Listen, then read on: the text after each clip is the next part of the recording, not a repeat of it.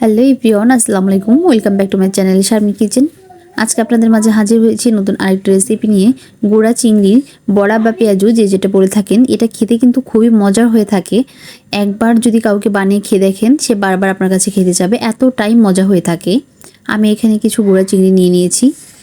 আমি গোড়া চিংড়িটাকে একটু বেটে নিব। আদা বাটা করে নিয়েছি আমি এখানে।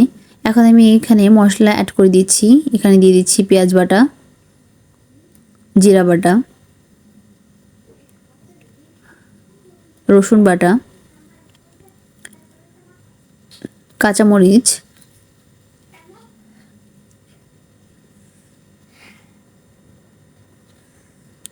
আর এখানে আমি দিয়ে দেবো সামান্য পরিমাণ আদা বাটা। এখন আমি এখানে শুকনো উপকরণগুলো ব্যবহার করব। এখানে আমি দিয়ে দিচ্ছি হলুদ গুঁড়া,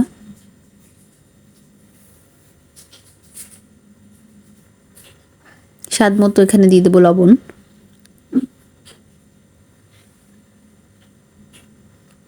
এখানে বাইন্ডিংয়ের জন্য আমি এখানে দিয়ে দিচ্ছি 1 টেবিল চামচ পরিমাণ চাউলের গুঁড়া। চাউলের গুঁড়াটা দিতেই হবে, বা আপনারা এখানে ময়দা ব্যবহার করে নিতে পারেন। আমি এখানে চাউলের গুঁড়া দিয়েছি যাতে একটু মচমচা হয়, খেতে আরও বেশি মজা হয়ে থাকে। এখানে 1 টেবিল চামচ পরিমাণ চাট মশলা দিয়েছি।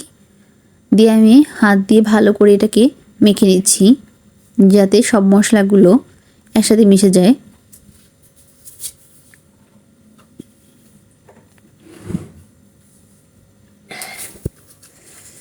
দেখুন আমার মাখানো হয়ে গিয়েছে।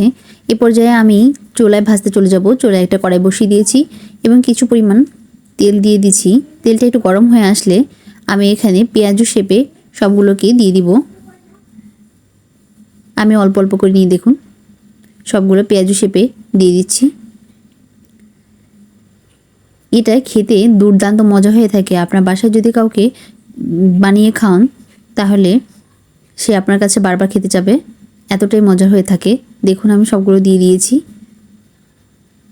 আর এটাকে আমি ভালো করে ভেজে নিব। দেখুন নিচে পার যখন ওটা ব্রাউন হয়ে আসবে তখন আমি এটাকে উল্টে পাল্টে ভেজে নিব। কালারটা দেখুন মাশাআল্লাহ কতটা সুন্দর হয়েছে।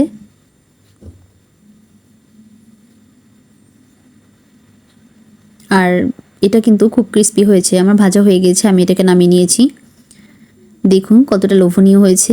আপনার বাসায় একবার হলে ট্রাই করে দেখবেন।